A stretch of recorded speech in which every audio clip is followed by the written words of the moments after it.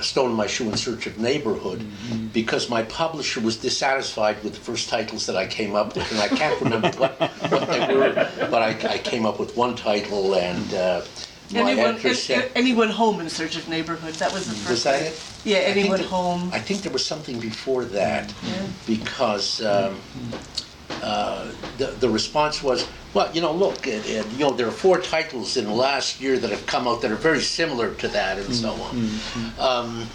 Stone in My Shoe. Why did I come up with a stone in my shoe? Well, I guess, Jerome, if you're walking and you have a stone in your shoe, that more than anything else will focus your attention, right? So, I think, and it will prompt you to explore. You'll feel something pressing against your foot, you will take your shoe off.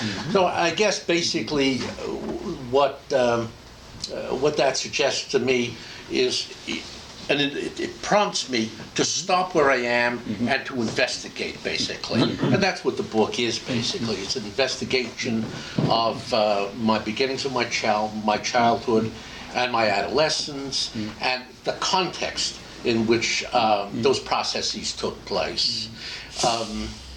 As to how it works in other poems, or in other books, I really have to look and see.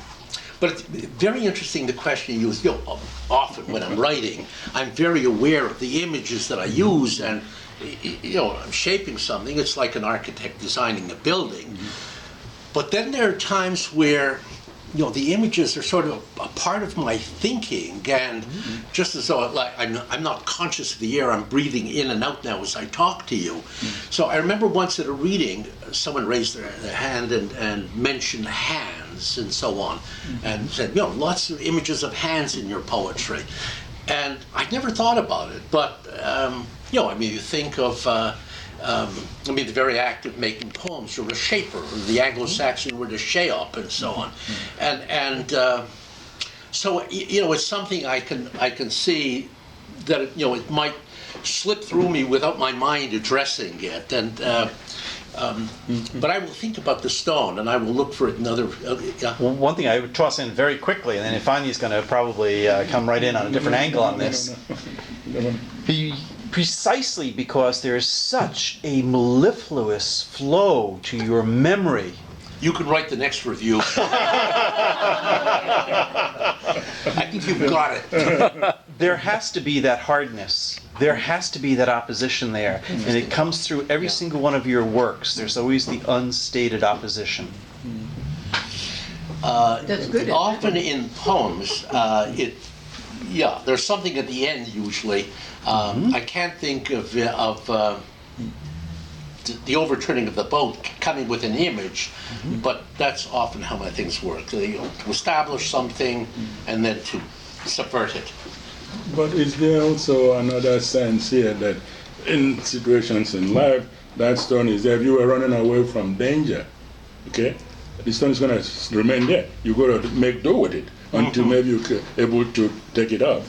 And I was wondering whether that might not be a metaphor of life. It's a discomfort there, but it's protective, and you're going to deal with it.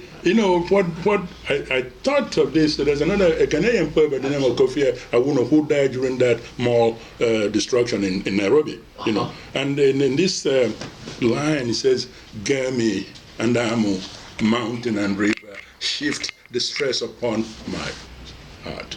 And I said, why didn't he use the word, lift? No. The sense of wisdom of that African schoolboy carrying these 2 buckets of water for 2 miles, he had to get home and go to school. You don't have the leisure to drop it. Yeah. So the right pail goes to the left hand, the left pail goes to the right hand.